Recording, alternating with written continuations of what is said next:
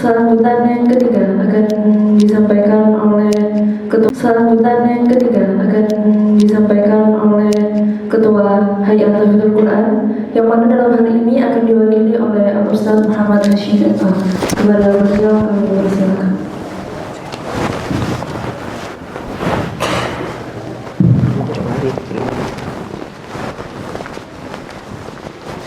Lunggu tadi.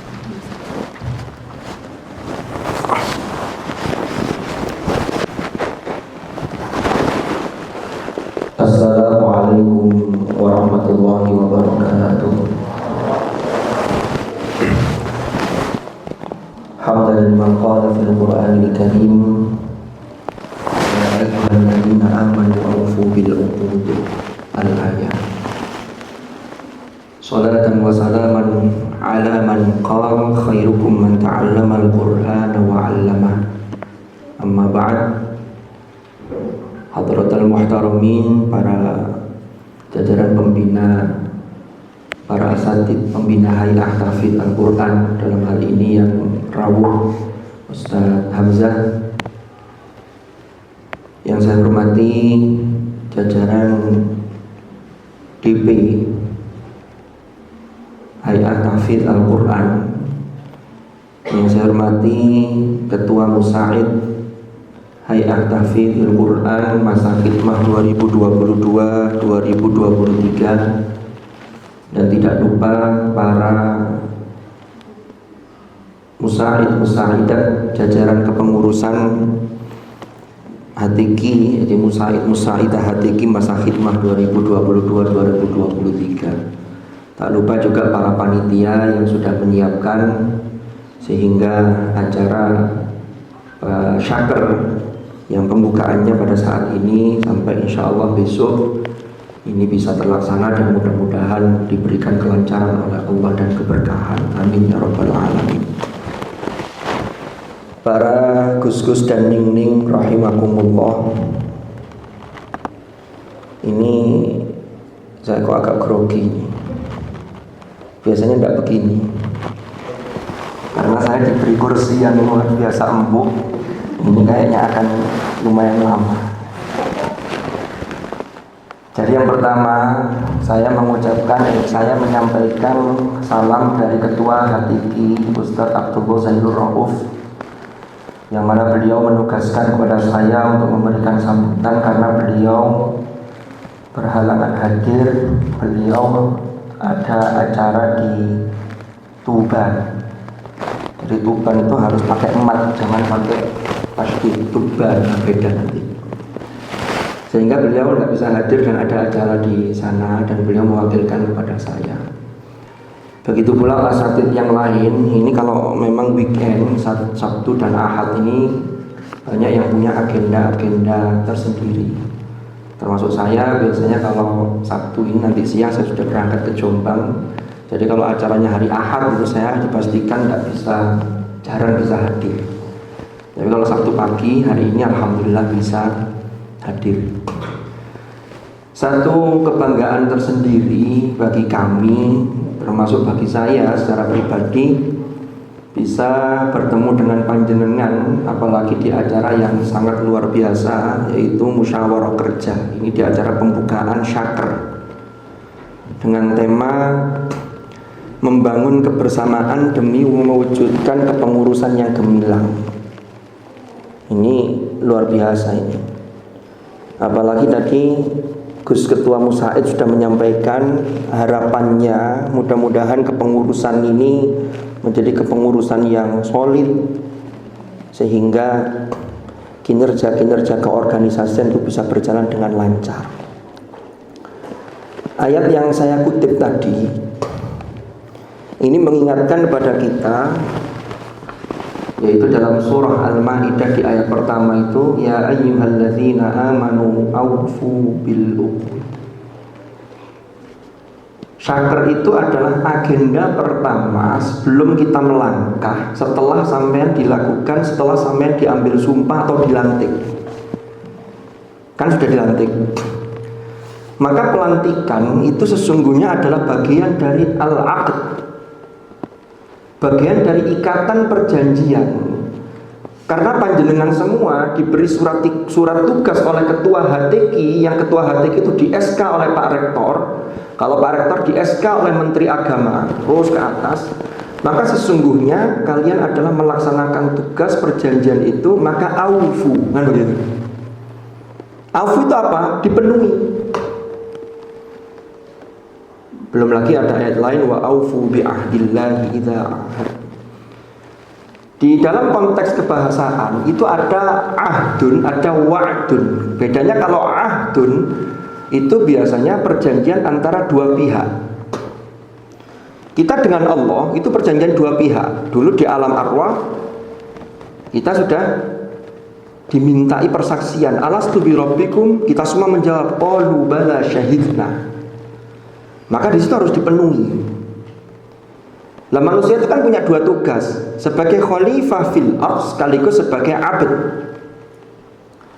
Dalam konteks kehatikian, maka disinilah kita berproses untuk bagaimana menjadi khalifah, tapi dengan landasan abd yang kuat dan baik. Maka jangan sampai tidak dilaksanakan, karena perintahnya aufu bil uqud. Nah tinggal nanti sesuai dengan tupoksinya masing-masing. Ini baru pembukaan. Yang kedua, saya ingin bercerita. Cerita saya ada dua. Ini cerita episode pertama. Karena cerita ini sudah saya sampaikan sebenarnya tadi malam ketika saya juga membuka acara raker di Mabna Al-Ghazali dengan teman-teman musyrif dan juga dengan murabbi. Kalau di sana namanya raker, kalau di HTQ itu sejak tahun 2002 ya, bukan 2022. Itu penamaan itu dinamakan syakr. Itu punya nilai filosofis. Kenapa kok menggunakan musyawarah, tidak rapat kerja? Syakr kalau disingkat itu terdiri dari tiga kata, shin, kaf, dan ro. Itu akar katanya sama dengan syukur, syakaro. Syakr, maka syakr itu adalah implementasi dari kesyukuran kita berada di HTQ, maka harus dibuktikan dengan tindakan yang nyata. Syakr satu akar kata, termasuk mirip dengan syakur. Kalau syakur itu sirat mubalaghah, menunjukkan makna orang yang pandai bersyukur. Maka harapannya teman-teman HTQ itu ketika syakr itu landasan filosofisnya itu adalah bagaimana menjadi pribadi yang bersyukur dengan melaksanakan tugas sebagaimana tupoksi masing-masing. Itu bedanya. Saya kemarin menyampaikan cerita begini kan. Ini nggak apa-apa ini. Waktu saya berapa menit? Nanti saya khawatirnya gara-gara sambutan saya kepanjangan, syakrnya mundur sampai hari Senin. Nanti saya yang disalahkan. Kita syakr sampai hari Senin. Tapi saya lihat rundown acaranya itu hari Ahad itu sudah tinggal apa ini? Ada fun game. Saya tadi berpikir kenapa kok fun game-nya nggak ditaruh di pembukaan saja sehingga saya bisa ikut. Kalau hari Ahad saya nggak bisa ikut. Oke, saya lanjutkan. Jadi gini, ini ada satu cerita. Kita tidak usah mempertanyakan cerita ini fiktif atau tidak perlu di cross check. Tidak perlu dilakukan penyidikan apalagi penyelidikan. Hanya yang penting bagaimana kita memetik hikmah dari kisah ini. Pernah di suatu tempat itu ada seorang nenek-nenek. Ya sudah sepuh lah. Kebetulan nenek ini yang sudah sepuh. Karena nenek itu ada beberapa kategori. Ada yang masih muda, ada yang agak sepuh. Ini sudah sepuh, sudah tua. Tiba-tiba nenek-nenek ini datang ke balai desa. Di balai desa itu biasanya kalau di desa-desa itu ada kentongan. Kentongan itu fungsinya macam-macam. Untuk menginfokan informasi apa, mengumumkan apa, biasanya ada kentongan di beberapa tempat. Tiba-tiba nenek-nenek itu memukul kentongan. Yang kentongan itu mengisyaratkan agar orang-orang di situ ngumpul semua. Wah, akhirnya ngumpul semua. Ada apa ini? Ada apa ini? Nah, apa ada? Akhirnya setelah ngumpul semua termasuk bapak kepala desa tanya ke nenek-nenek ini, ada apa ini nek? Sampai kok ngumpul kentongan sampai orang-orang berkumpul di sini. Nah nenek-nenek itu bawa botol ya. Tapi agak kecil gak sebesar ini. Hebatnya di HTQ itu pembina yang datang 2 tapi akuannya tetap 6. Sehingga nanti yang lain bisa dibungkus. Loh ini kan hebat. Oke, saya lanjutkan. Tiba-tiba nenek-nenek itu bilang, saya mengumpulkan orang-orang ke sini, tujuan saya hanya satu. Kenapa? Saya membaca di botol ini ada tertulis, tutuplah botol ini dengan rapat. Maka saya ingin mengadakan rapat untuk menutup botol ini, katanya begitu. Wah, orang-orang pada gerembeng, ya apa sih? Itu rapat, bukan rapat itu rapat maksudnya menutup dengan rapat. Rapat itu kenceng, rapat. Tapi nenek-nenek itu memahami rapat itu musyawarah. Karena tulisannya bukan tutuplah botol ini dengan musyawarah, tapi dengan rapat. Kan rapat kerja juga bisa. Akhirnya setelah itu orang-orang buyar, pada gerembeng. Apa yang bisa kita petik? Kalau nutup botol saja diperlukan rapat, apalagi untuk sebuah organisasi perjalanan 1 tahun kepengurusan. Maka rapat itu, musyawarah itu adalah suatu keharusan. Biar nggak jelas di sini persamaan persepsi. Nanti tinggal dari divisi ini programnya yang kemarin mana yang perlu diperbaiki, mana yang perlu ditambah, mana yang perlu dipangkas. Itu ada dalam pleno ketika kita mengadakan musyawarah kerja. Ini yang pertama. Yang kedua, ini saya ingin bercerita apa yang pernah disampaikan oleh Kiai Haji Abdurrahman Nafis, LC, MHI. Beliau itu salah satu jajaran syuriah di pengurus wilayah Nahdlatul Ulama. Mungkin ada yang pernah tahu beliau, sering muncul di TV 9. Saya masih ingat ketika itu beliau dawuh itu menjelaskan tentang manajemen rukun iman kalau diterapkan dalam keorganisasian. Rukun iman itu kan ada 6. Dalilnya banyak. Di Al-Quran juga ada. Monggo Gus Fajrul. Di hadis-hadis Rasulullah, di banyak riwayat juga dijelaskan. Gus Fajrul, Gus Hajrul. Jalannya sekarang kok jadi gini? Ya enggak apa-apa. Nggih guyon ya, mohon maaf.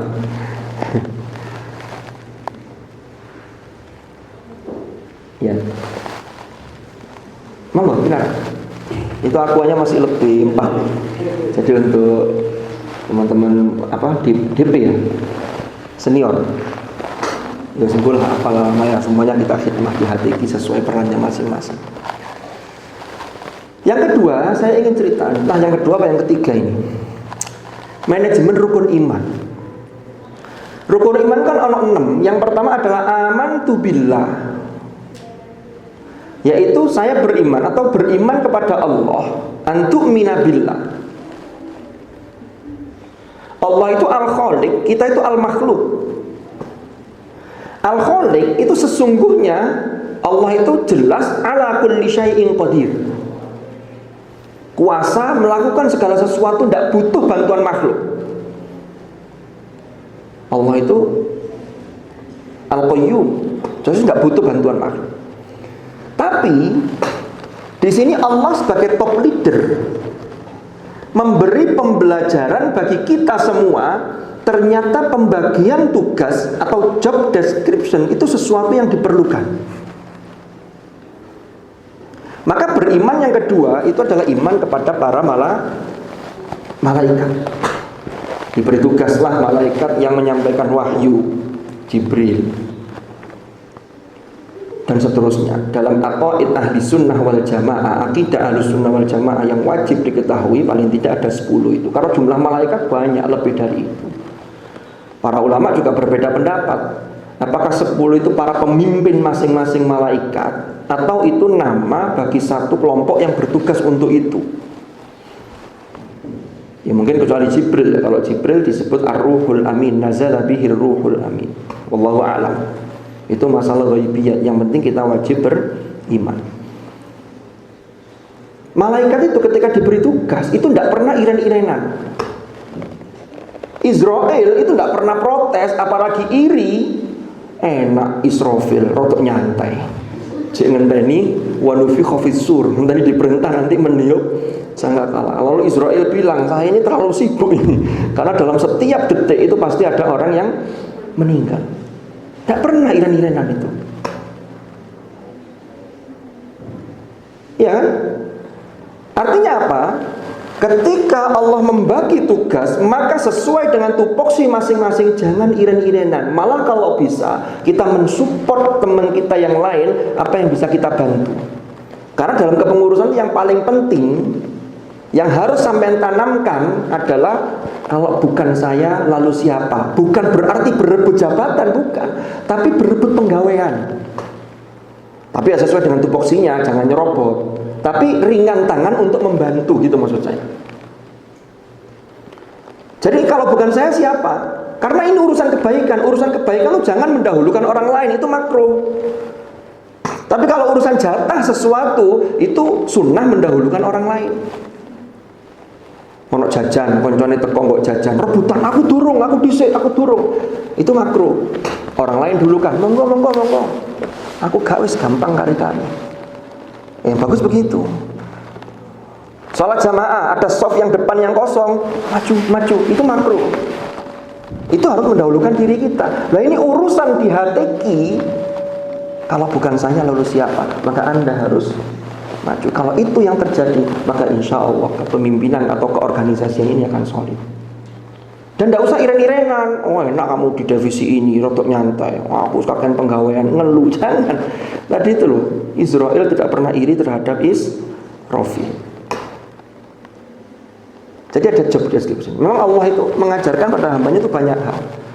Memang ala kulli syai'in qadir, tapi untuk menciptakan langit dan bumi itu ada proses fi sittati ayyam. 6 hari, padahal hari itu jumlahnya 7. Lalu hari ke-7 untuk apa? Untuk peresmian. Itu hari Sabtu. Gus Baha itu pernah menjelaskan as-sabt itu peresmian. Itu sebagaimana penjelasan Mbah Mun. Itu sabt itu maknanya dari kamus bahasa itu al-qat'u, memotong. Ternyata fitrahnya orang kalau melakukan peresmian itu ada pemotongan. Motong pita, motong tali, motong rambut, mana ya? Motong tumpeng. Karena as-sabt itu hari peresmian, itu al-qat'u. Sebenarnya mampu, Allah itu mampu, gak ada masalah. Innama amruhu idza arada syai'an an yaqula lahu kun fayakun. Itu harus difahami. Jangan sampai ada pemahaman yang keliru. Kalau Allah tidak menciptakan sesuatu, itu tinggal mengucapkan kun fayakun. Kalau ini nanti bisa gagal paham. Seakan-akan Allah butuh terhadap kata-kata kun. Padahal Allah tidak butuh itu. Itu hanya memberikan gambaran pada kita bahwa betapa cepat kalau Allah berkehendak itu segala sesuatu pasti terjadi. Oke, kita masuk rukun iman yang kedua. Ada job deskripsi. Gak usah iren-irenan. Wah, anak musaid karek ngongkon. Loh, bukan karek ngongkon. Dalek kabeh dikerjakno musaid. Musaid top leader. Itu job deskripsi, tapi tanggung jawab itu ada di musaid. Kan begitu. Jadi besar tanggung jawabnya. Semakin tinggi posisi seseorang atau kedudukan, itu memang biasanya hal-hal teknis tidak begitu banyak, tapi tanggung jawab yang lebih besar. Kalau yang urusan teknis, itu banyak urusan teknisnya. Tanggung jawabnya ada di CEO-nya, ada di. Tapi ya semuanya tetap bertanggung jawab. Kullukum ra'in wa kullukum mas'ulun an ra'iyati. Tapi semakin atas itu bertanggung jawab kepada bawahnya.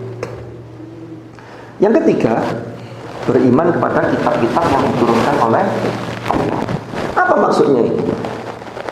Allah itu kan menurunkan kitab suci itu sebagai acuan. Kitab suci itu ada aturannya. Maka kalau kita kontekstualisasikan dalam keorganisasian kita, kitab suci itu termasuk tata aturan organisasi kita. Kemarin di acara Praraker sudah saya sampaikan terkait dengan kehati-hatian. Dan hari ini kita semua, panjenengan semua melaksanakan raker. Maka nanti raker ini menjalankan apa yang menjadi amanah dari syata, ya, termasuk apa yang perlu diperbaiki. Lalu itu diimplementasikan dalam raker. Yang raker ini menjadi satu program Anda, panjenengan para musaidah ini selama 1 tahun. Minimal program yang sudah baik itu dipertahankan, syukur-syukur dikembangkan dengan menggunakan kaidah al-muhafadzah 'alal qadimis shalih wal akhdhu bil jadidil aslah. Nah, apa yang sudah disepakati dalam forum-forum rapat, syata, syaker, itu harus kita taati, harus kita kawal. Karena kalau bukan kita, lalu siapa? Jangan sampai kita ini ketika rapat lalu umpama tidak sesuai dengan pendapat kita, tapi sudah diputuskan di sebuah keputusan rapat, maka jangan pernah menyalahi keputusan rapat itu. Karena kenapa? Lebih baik kita ini adu argumen, bahkan melakukan kritik dan masukan itu ketika di forum-forum rapat. Tapi setelah itu ya sudah, patuhi hasil dari musyawarah. Nah yang sering itu tidak begitu ya, organisasi itu rusak gara-gara begini. Saya sudah usul, tapi ternyata tidak disetujui di rapat. Ketika pelaksanaan teknis, aku gak setuju, aku mau melaksanakan, pokoknya aku yang ini. Nah itu yang repot. Organisasi itu bukan urusan pokoknya, paham ya? Jadi urusan kebersamaan. Makanya temanya yang diusung oleh panitia itu luar biasa, membangun kebersamaan demi mewujudkan kepengurusan yang gemilang. Kalau jalan sendiri-sendiri, maka sulit untuk gemilang, karena kebersamaannya jadi hilang. Kebersamaan itulah yang dalam bahasa agama disebut jamaah. Kalau kata Ustaz Maulana, jamaah, oh jamaah. Itu kalau dalam bahasa Al-Quran, na'budu nasta'in menggunakan dhamir mutakallim ma'al ghair, bukan mutakallim wahdah. Jadi kalau kita mau bangkit itu, kita di HTQ inilah na'bud sekaligus kita nasta'in melalui khotmil Quran bersama, melalui kegiatan-kegiatan ke-Al-Quranan yang luar biasa. Nah ini baru rukun Islam, rukun iman yang ketiga. Jadi ini jadi acuan, jangan menyalahi.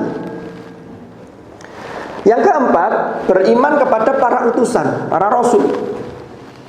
Rasul itu adalah orang-orang yang dipilih oleh Allah untuk menyampaikan risalahnya, yaitu apa yang tertuang dalam aturan yang ada dalam kitab suci.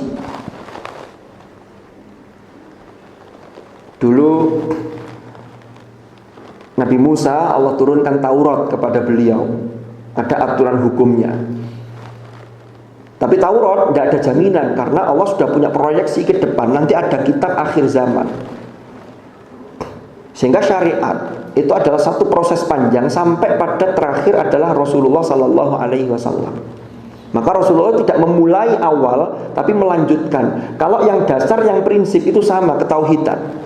Makanya dalam surah Al-Ahqaf Allah dawuh, "Qul ma kuntu bid'am minar rusul." Katakanlah wahai Muhammad, ma kuntu bid'am minar rusul. Jadi aku itu bukan yang ngawali dari para rasul, tapi ini melanjutkan estafet dari para pembawa risalah sebelumnya. Setelah Taurat, Allah turunkan Zabur. Yang Zabur itu isinya banyak tentang puji-pujian. Hukumnya masih gandol ke Taurat, karena sama-sama diturunkan kepada Bani Israel. Tapi ternyata karena tidak ada jaminan, sehingga disitulah mereka banyak menyimpangkan. Ada yuharrifunal kalima min ba'di mawadhi'i, yuharrifunal kalima am mawadhi'i. Itu ada bedanya antara an dengan min. Tapi tidak saya jelaskan di sini. Saya mencari di tafsir-tafsir itu. Saya tak jelaskan kabeh enak sampean. Nek urung-urung tok gak gelem maca. Allah turunkan kemudian Injil. Kan begitu. Injil, Taurat, Zabur itu turunnya sekaligus. Makanya bahasa Al-Quran menggunakan wa anzalat Taurat wal Injil. Sampai tidak akan pernah menemukan wa nazzalat Taurat, tidak ada. Pasti anzala. Kalau Al-Quran anzala sekaligus nazzala, itu menunjukkan, dalam Imam As-Suyuti dijelaskan, anzala itu dari lauh mahfud ke as-sama'id dunya sekaligus. Kalau nazzala itu dari sama'id dunya di Baitul Izzah, diberikan, disampaikan kepada hadratur Rasul melalui malaikat Jibril. Nazala bihir ruhul amin. Dan Al-Quran itu diprotek, inna nahnu nazzalna dzikr. Termasuk kalian-kalian ini yang juga berperan dalam konteks ini. Maka HTQ ini memiliki peran-peran yang strategis. Saya wanti-wanti betul, HTQ itu harus militan di hati kita, sehingga bukan kita merasa sombong, tapi HTQ menjaga perilaku kita. Anak HTQ tidak boleh seperti organisasi yang lain, goncengan ngalor ngidul lanang wedok naudzubillah. Itu bukan ruhnya HTQ. Mosok diceluk Gus kok ngono. Lah masih Gus pada Gus goncengan ya biasa saja, tidak usah Gus pada Gus lalu nyabuk. Itu juga jadi masalah. Ini berbahaya. Apalagi yang Gus yang satunya goncengnya miring sambil pegangan, aduh. Gawat ini. Ini juga tidak boleh terjadi gitu loh. Jadi para rasul utusan ini yang membawa risalah, kalau kita kontekstualisasikan dalam keorganisasian kita, tidak lain adalah para panjenengan semua ini yang menjaga bagaimana ruh. Karena apa yang ada di HTQ itu ruhnya pasti dari Al-Quran. Tidak mungkin pengurus memprogramkan program ke diskotik, tidak mungkin. Karena ke diskotik itu sudah menyalahi aturan yang atasnya. Karena aturan itu ada hierarki perundang-undangan. Di negara kita itu juga ada begitu. Perpu, ada undang-undang, itu tidak boleh menyalahi yang atasnya. Sampai pada Pancasila, UUD, itu yang memayungi. Sehingga tidak boleh bertentangan dengan atasnya. Makanya saya sering cerita, kalau ada pengurus, kalau ada orang yang bekerja dalam satu organisasi atau di perusahaan manapun, lalu dia melakukan pelanggaran, melakukan indisipliner atau tidak disiplin, lalu ditanya, ditegur, saya tidak takut sama ketua musaid, saya tidak takut sama pembina HTQ, saya hanya takut kepada Allah. Ini keliru implementasinya. Ketakutan Anda kepada pimpinan, yang mana pimpinan itu melaksanakan apa yang diperintahkan Allah, atiiullah wa atiiur rasul wa ulil amri minkum, itu adalah implementasi dari ketakutan kita kepada Allah. Takut kepada Allah, maka bukan semakin lari, tapi semakin banyak berbuat baik dan serius dalam mengemban amanah. Fafirru ilallah. Kan begitu, kan? Ini para rasul. Lalu yang kelima, beriman kepada hari akhir. Hari akhir itu apa sih? Hari akhir itu nanti, apakah setelah hari akhir itu selesai semua? Itu kan keyakinannya orang-orang yang tidak percaya hari akhir. Kedurhakaan itu biasanya dimulai dari ketidakpercayaan seseorang terhadap hari akhir. Itu wes rusak sudah. Alah, urip gaya nyantai aja. Itu termasuk, mohon maaf, orang-orang di dunia barat. Hidup itu untuk suka-suka, maka muncullah yang namanya hedonisme. Mereka mengatur dirinya, terserah. Laki-laki perempuan itu suka sama suka itu adalah sebuah naluri, itu insting yang manusiawi, harus disalurkan. Sehingga tinggal satu rumah tanpa ikatan apapun.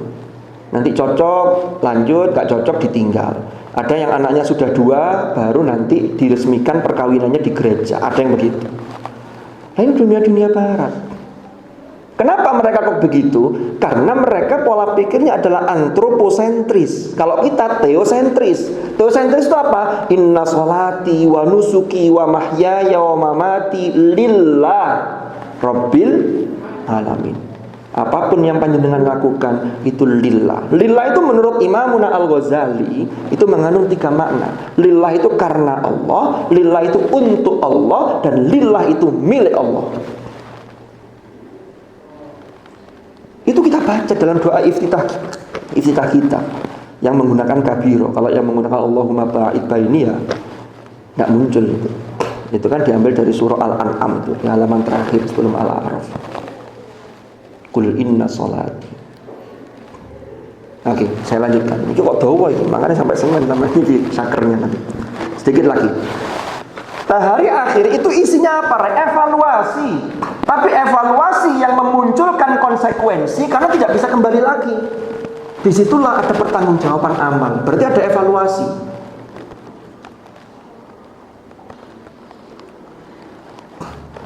Di dalam surah Al-Infitar, di ayat ke-4 atau 5 itu, idzas samaa'u fatarat wa idzal kawakibu intafarat wa idzal biharu fujjirat wa idzal quburu bu'thirat alimat nafsum ma qaddamat wa akharat. Setiap jiwa itu pasti akan mengetahui nanti kalau di akhirat ma qaddamat, apa yang telah mereka persembahkan. Berarti yang sudah kita lakukan. Yang wa akharat ini ada 2 penafsiran. Ada yang menafsirkan wa akharat itu adalah sesuatu yang ditinggalkan. Akhirat itu berarti ditinggalkan. Yang ditinggalkan saja itu nanti akan digetuni, disesali. ngapain ya, saya dulu jadi pengurus musaid kok tidak serius. Akhirnya dievaluasi, kamu dulu kan jadi CEO, kenapa kok nggak dilaksanakan dengan sebaik-baiknya? Kena. Wa akhoratnya kena. Ada mufassirin yang lain memahami wa akhorat itu adalah yang kalian lakukan dan menjadi peninggalan Anda. Itulah yang dalam surah Yasin dijelaskan, inna nahnu nuhyil mauta wa naktubu ma qaddamu wa atharahum. Athar. Jadi yang dicatat oleh Allah amal kita itu, apa yang sudah kita lakukan, sholat yang sudah kita lakukan dicatat, tapi juga athar. Umpama kalian bikin program yang bisa menggerakkan di HTQ ini orang yang luar biasa, sehingga nanti ketika kalian sudah tidak lagi jadi pengurus, program itu tetap jalan. Maka yang membuat program itu, yang mengusulkan dan yang melaksanakan pertama kali, lalu diikuti generasi berikutnya, tetap dapat kiriman. Dapat kiriman itu senang. Baik kita pesan sendiri ataupun tiba-tiba dipesankan orang lain, tambah senang. Memang kalau belanja online itu, belanja sendiri dintenteni, gak teko-teko si paket saya ini, begitu teko ting tong paket, seneng kan? Padahal dia ngerti itu paket yang kita pesan, seneng sekali. Apalagi kemudian paket untuk siapa? Untuk Pak ini namanya, untuk saya, untuk Pak Hasim. Loh, saya tidak pernah pesan ini. Tiba-tiba teman saya kontak ke saya kirimi ini, rasanya gimana? Wah, seneng. Itu paket yang tidak diduga. Ketika nanti kalian kembali kepada Allah, saya yakin kalau Anda serius melaksanakan tugas-tugas di musaid-musaidah, Anda akan dapat paket-paket yang tidak terduga. Wa atharohum sampean. Karena generasi berikutnya melanjutkan generasi yang sebelumnya. Paham?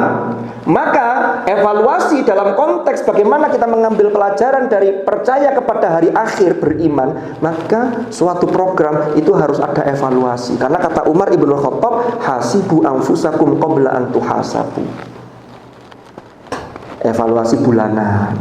Gimana program ini? Belum bisa terlaksana. Kendalanya apa? Kalau yang sudah terlaksana, ini tapi kurangnya di sini, kurangnya dicatat. Sehingga nanti bisa buat pembelajaran panitia berikutnya. Oh, di laporan dulu itu kurangnya di sini, maka jangan sampai ada miss dalam konteks koordinasi antara divisi ini. Dan itu baik atau buruknya semuanya ditulis. Karena itu menjadi pembelajaran buat generasi setelah kita. Jangan ditutup-tutupi. Buka apa adanya. Seperti kata Pak Jokowi itu. Jangan ada yang ditutup. Bikinkan organisasi. Jangan kemudian karena kita sebagai CEO-nya nanti kalau dimunculkan kelemahannya, nanti aku lah kena seneni wong-wong. Sudah, itu bagian dari evaluasi. Paham ya? Tidak ada masalah. Toh kalaupun kita tidak sempurna, karena itulah manusia.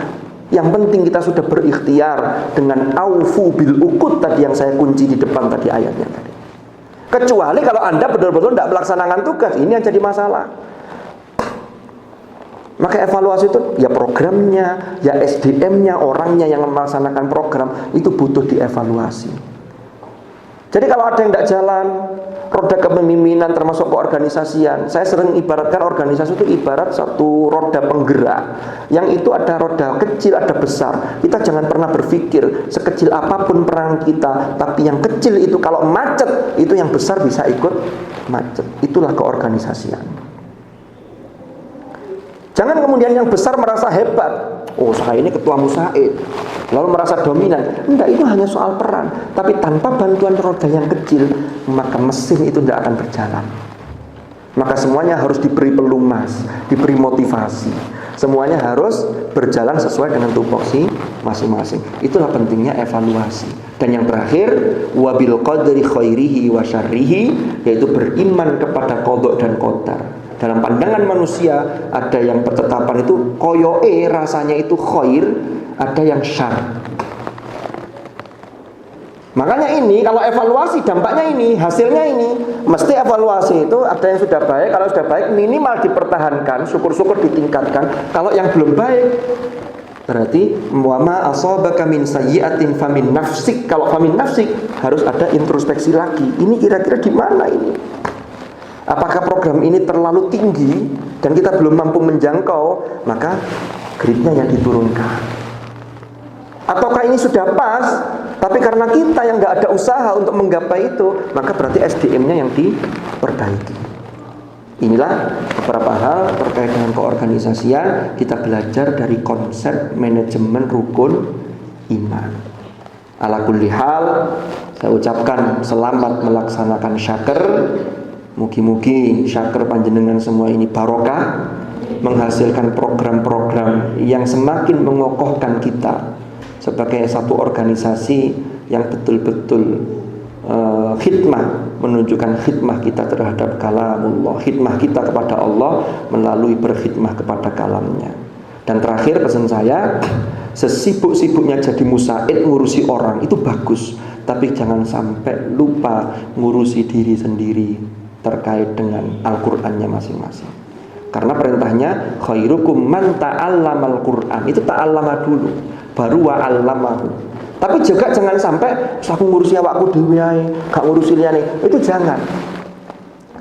Jadilah seperti orang saleh yang juga berusaha mengajak orang lain untuk baik. Itulah gambaran umat Nabi Musa. Kok terus ae gak mari-mari. Wa id qalat ummatun minhum lima ta'izuna qauman illahu muhlikuhum aw mu'adzibuhum 'adzaban syadida. Qalu ma'dziratan ila rabbikum wa la'allahum yattaqun. Nabi Musa itu ketika itu umatnya itu terbagi 3 kelompok. Ada kelompok pertama orang yang soleh tapi soleh untuk dirinya sendiri. Kelompok kedua soleh, dia ngajak orang lain untuk soleh. Kelompok ketiga durhaka, maksiat, nggak mau beriman. Itu campur di situ. Kelompok pertama ada orang yang soleh tapi nggak mau ngurusi orang lain. Pokoknya saya wae sholat ya sholat, terserah orang lain urusannya dewi-dewi wis padha gedene. Nah, ini berarti dia nggak mau tahu dengan lingkungannya. Ini bahaya. Kelompok kedua, tadi itu mau punya kepedulian kepada orang lain. Kalau ada pengurus yang tidak jalan, diingatkan. Ya sesuai dengan tupoksi masing-masing. Diingatkan dengan cara-cara yang bijaksana. Lalu suatu ketika kelompok pertama itu protes kelompok kedua begini. Ini mungkin dalam konteks kita sering terjadi begitu. Ngapain sih kamu kok ngoyong-ngoyong ingatkan dia? Udah biarin aja, warek wis kuliah, wis gede, wis iso mikir. Orang itu rek sak gede-gedene ya apa, sak iso mikir-mikir ya apa. Wa tawasau bil haq wa tawasau bis sabr, tetap perlu agar kita keluar dari lafi khusr. Karena manusia kadang ono laline, ono khilafi, gitu loh. Maka kalau kita ngajak orang lain itu dalam konteks mencontoh umat yang kedua, kelompok yang kedua tadi. Maka jawaban kelompok yang kedua apa ketika diprotes kelompok pertama? Lapo sih kamu kok ngoyong-ngoyong ngilingno ngejak wong liya dadi apik? Mungkin kalau yang tidak jadi pengurus musaid di luar sana ada yang bilang begini, ngapain kok kamu jadi musaid nambah-nambah penggawean ae? Kalau bayaran nih, lho ngono barang. Bayaran enggak di sini. Sudah pasrahkan, niatkan khidmah pada Allah melalui kalamnya. Monggo Gus Usman. Nah, ini jalannya masih biasa, beda dengan Gus Fajrul tadi. Alhamdulillah masih normal. Guyon-guyonnya. Jadi ternyata jawaban yang kedua itu apa? Qalu ma'dziratan ila rabbikum. Nanti agar saya ini punya alasan di hadapan Allah. Sampean jadi musaid, nanti ditanya oleh Allah, kamu kan sudah hafal Quran, sudah 30 juz, apakah itu cukup bagi hanya kamu sendiri? Nggak kamu sampaikan ke orang lain? Saya sudah, Gusti. Jadi apa? Saya sudah mendaftar jadi musaid. Itu perjuangannya luar biasa. Ada opreknya, saya ditanya nama, NIM, nomor rekening. Mau gitu. Itu saya berusaha. Lalu apa yang sudah kalian kerjakan? Saya masuk jajaran musaid dan saya serius. Saya jadi mustami' juga. Kok kemudian yang dimustami'i, yang setor ke sampean tidak sergap, itu Anda sudah gugur kewajiban. Makanya sampean sudah ma'dziratan ila rabbikum. Tapi ngajak orang baik itu tidak segampang seperti membalikkan tangan. Maka lanjutannya wala'allahum yattaqun. Ngajak orang untuk jadi baik itu harus punya daya optimisme. Makanya di situ ayatnya ditutup. Bukan ditutup ya. Iya, ditutup ya. Wala'allahum yattaqun. Bek menawa mereka itu kemudian bisa jadi orang baik, orang-orang yang senantiasa bertakwa. Sehingga kesimpulannya tugas kalian semua adalah suatu tugas yang mulia dan mudah-mudahan bisa menjaga kalian termasuk dalam bersikap, berperilaku, berinteraksi, ketika kuliah dan sampai seterusnya, mudah-mudahan kita dijaga oleh Allah Subhanahu wa taala. Terima kasih. Kurang lebihnya mohon maaf. Bagi tugas. Sebenarnya doa yang paling cocok itu karena ketua musaimnya Gus Barik, doanya Allahumma barik lana. Ya. Mohon maaf Gus Barik ya. Jadi ketua musaimnya Gus Barik, semoga-moga tambah barokah. Karena kita selalu memohon barik. Maka dengan ini saya nyatakan Gus masih gak dikongkon tak gawe dhewe. Syaker musyawarah kerja Hay'ah Tahfidz Musaid Hay'ah Tahfidz Al-Quran resmi dibuka dengan bacaan Bismillahirrahmanirrahim. Mudah-mudahan saya beri waktu setengah jam untuk tepuk tangan. Loh komedi loh, waktunya setengah jam untuk tepuk tangan. Terima kasih. Kita akhiri dengan doa, mudah-mudahan hajat baik kita diijabah oleh Allah.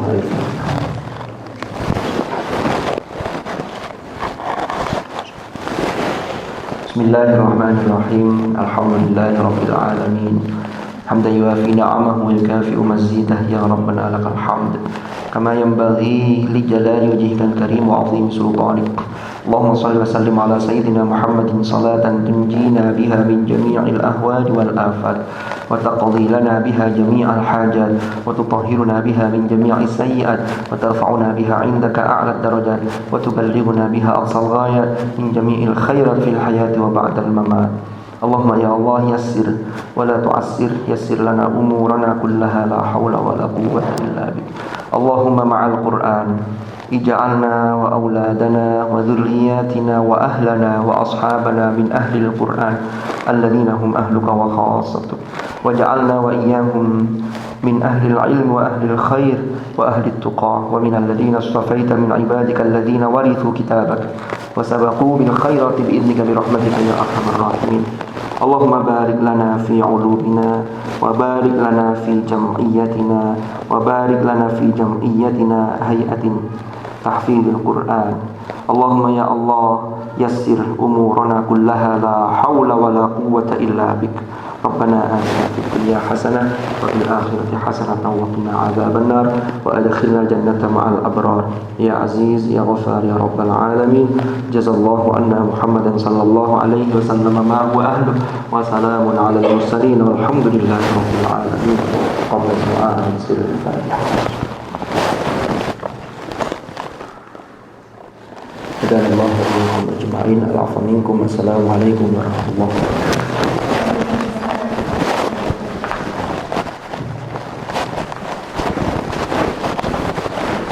Terima kasih kami sampaikan. Semoga apa yang telah beliau sampaikan tadi bisa kita implementasikan dalam kehidupan kita, sehingga kepengurusan Sahih